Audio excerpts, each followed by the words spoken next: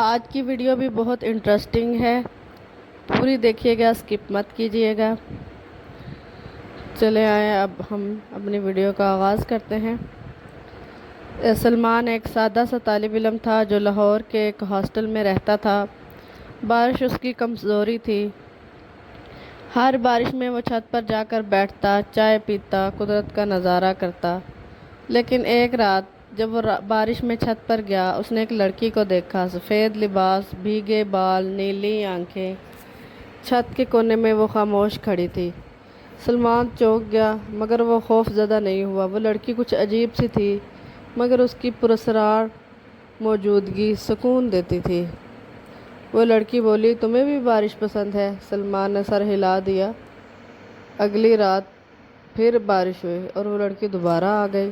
روز یہی ہونے لگا، بات چیت بڑھنے لگی۔ وہ اپنا نام روحی بتاتی تھی، بہت ہنستی تھی، مگر کبھی ہنسی آنکھوں تک نہیں پہنچتی تھی۔ ایک رات سلمان نے پوچھا، تم کہاں رہتی ہو؟ تمہارا فون نمبر کہاں ہے؟ مجھے اپنا نمبر دو۔ روحی مسکرائی اور بولی، میں صرف بارش میں آتی ہوں، جب بارش رکے گی تو میں بھی چلی جاؤں گی۔ سلمان حیران مگر دل سے اسے مان چکا تھا۔ پھر ایک رات بارش نہیں ہوئی۔ سلمان نے اس رات بارش کی خواہش میں دعائیں مانگی، لیکن نہ بارش آئی نہ وہ لڑکی آئی۔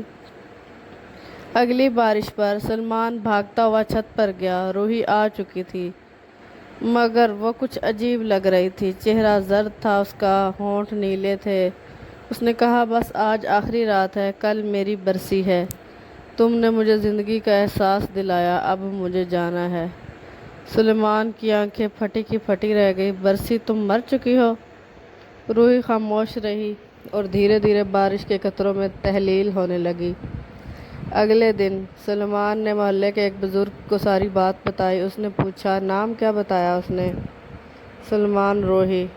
بزرگ خاموش ہو گئے، پھر آہستہ سے بولے، یہی ہاسٹل پہلے ایک پرانا گھر تھا۔